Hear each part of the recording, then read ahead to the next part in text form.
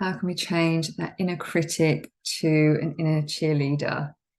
So, previous video, we looked at starting to become aware of that voice. The awareness is key. Step one, awareness. We can't change anything that we are not aware of.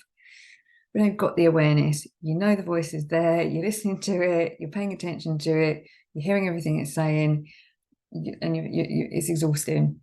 And it can be so tiring when we feel like, we've got this voice in our head that isn't on our side, that really can be wearing us down and draining us and getting in the way of us feeling how we want to feel and living the life we want to live, and having the confidence and self-assurity and self-care and love that we believe we should have, could have, want to have.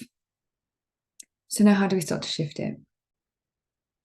So there are many ways that you can start to change that inner critic, start to quieten that voice, challenge that voice, just ultimately change that voice so that it just doesn't exist anymore.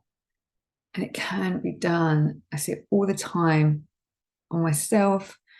I was the first test of all of the practices that I use, and then with my clients, just seeing absolute transformations when you start to put these practices into place with consistency. So say you bring awareness to the thought that I hate myself. I hate everything about myself right now. First thing you're going to do here, after you've got awareness to it, you've got that separation from it, you're going to give yourself some compassion and comfort. Because a lot of the time we have these thoughts, and even if the thought is, I hate myself, we hate ourselves for having the thought.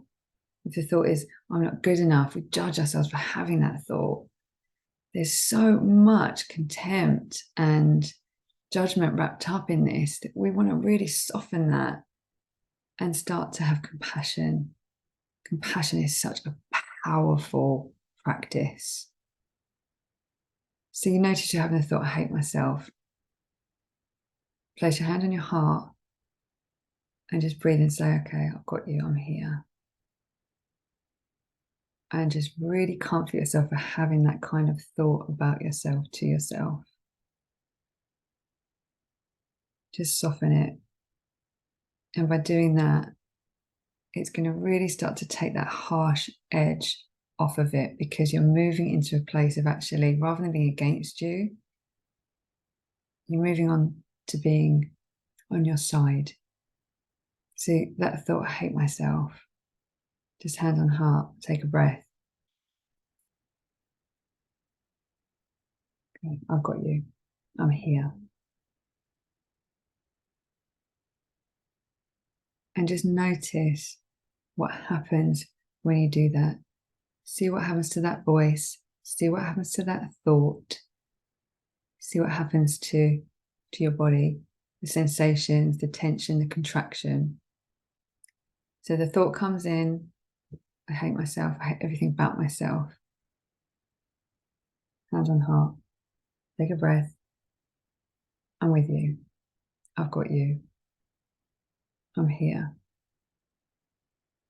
You're not trying to push the thought away. You're not trying to suppress it. You're not trying to ignore it. You observe it, you see it, and then you bring compassion to yourself for having that thought. And you're shifting into that space of kindness, compassion, and care, rather than criticism, judgment,